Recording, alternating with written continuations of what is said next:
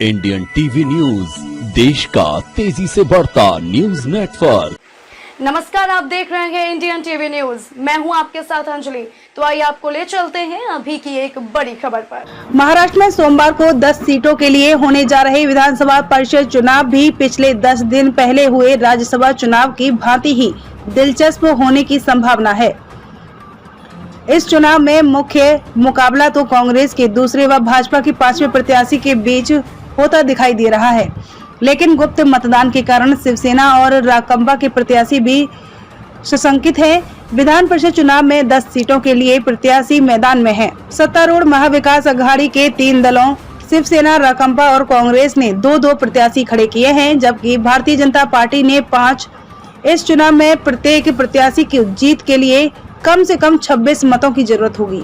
विधानसभा में सीटों की संख्या के हिसाब से शिवसेना और राकांपा मिलकर अपने 2-2 प्रत्याशी जितवाने की क्षमता रखते हैं, लेकिन कांग्रेस के दूसरे प्रत्याशी यानी मुंबई कांग्रेस अध्यक्ष अशोक जगताप को भी जीत के लिए 12 व भाजपा के 5वें प्रत्याशी प्रसाद लाड़ को 22 अतिरिक्त मतों की जरूरत पड़ेगी।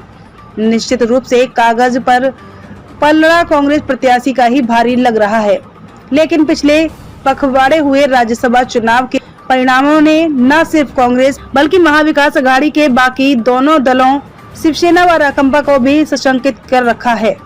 10 जून को हुए राज्यसभा के चुनाव में भाजपा अपना तीसरा उम्मीदवार जितवाने में कामयाब रही और शिवसेना के दूसरे उम्मीदवार को हार का मुंह देखना पड़ा, जबकि राज्यसभा चुनाव में मतपत्र अपने पार्टी एजेंट को दिखाकर ही मत पेटी में डालना पड़ता है।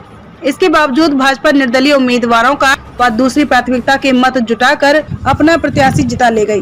भाजपा की इस जीत से सत्तारूढ़ अघाड़ी के मन में विधानसभा में नेता प्रतिपक्ष देवेंद्र फडणवीस का भय बहुत गहरे बैठ गया है, क्योंकि विधान परिषद चुनाव में तो मतदान गुप्त होता है। वरिष्ठ राजनीतिक विश्लेषक प्रकाश अकोलकर गुप्त मतदान की ओर इशारा करते हुए कहते हैं कि कागजी आंकड़ों में कोई भी शेर दिख रहा हो, लेकिन गुप्त मतदान में देवेंद्र फडणवीस अपने किसी भी विरोधी पर भारी पड़ सकते हैं।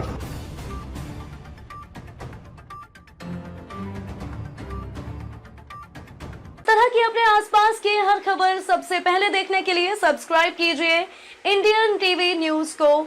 अगर आप यह फेसबुक पर देख रहे हैं तो फॉलो कीजिए हमारे पेज को। मिलते हैं अगली खबर के साथ, तब तक के लिए नमस्कार।